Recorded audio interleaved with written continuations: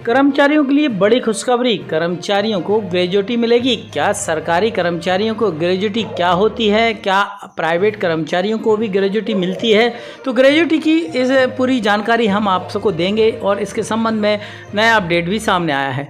तो गवर्नमेंट की तरफ से कंफर्म नहीं है कि केवल सूत्रों का कहना है कि केंद्र सरकार दिनांक 1 अक्टूबर 2021 से नया लेवल कोड लागू करने वाली है। कर्मचारियों को इसका सबसे बड़ा फ़ायदा मिलेगा। वे अपनी सेवा के 1 साल के बाद से ही ग्रेजुटी के हकदार हो जाएंगे। वर्तमान में ग्रेजुटी के लिए कर्मचारी को कम से कम 5 साल नियमित सेवा करना अनिवार्य होता है, तभी वह ग्रेजुटी का पात्र होता है।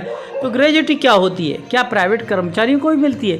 किसी भी प्राइवेट कंपनी में कर्मचारियों को वेतन प्राप्त करने, प्रोविडेंट फंड में नियोक्ता की हिस्सेदारी और पेंशन योजना का लाभ प्राप्त करने का अधिकार है। ठीक इसी प्रकार जब कर्मचारी को नियमित सेवा देते हुए 5 वर्ष से अधिक का समय बीत जाता है तो कर्मचारी को ग्रेजुटी प्राप्त करने का अधिकार मिल जाता है। यह रकम उसे रिटायरमेंट के समय एक मुश्त मिलती है।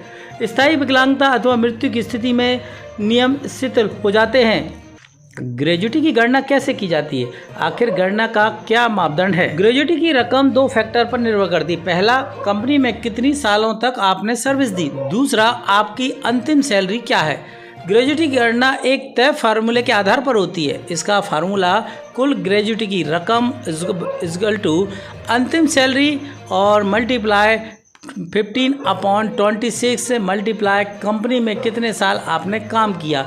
ये फार्मूला ग्रेजुटी की रकम को तय करता है। मान लीजिए, चलो एक उदाहरण भी दे देते हैं। मान लीजिए किसी कर्मचारी ने 5 साल एक ही कंपनी में काम किया। उस कर्मचारी की अंतिम सैलरी 20,000 रुपये बेसिक सैलरी और महंगाई भत्ते को मिलाकर है। अंतिम सैलरी 20,000 रुपये है। यहाँ महीने में 26 दिन ही काउंट किए जाते हैं। ध्यान रखें साथियों, महीने के 26 दिन ही यहाँ काउंट होते हैं, क्योंकि माना जाता है कि 4 दिन छुट्टी होती है। वहीं 1 साल में 15 दिन के आधार पर ग्रेजुटी का कैलकुलेशन होता है। इस प्रकार से उस कर्मचारी की कुल ग्रेजुटी की गणना की जाए तो 20,000 गुणित 15/26 और मल्टीप्लाई करेंगे 5 साल, क्योंकि उसने 5 साल सर्विस की, तो 57,692 रुपये उसकी ग्रेजुटी के बनते हैं। तो आप अपनी सैलरी और इन सारी नियमों को भी मुताबिक आप ग्रेजुटी की गणना कर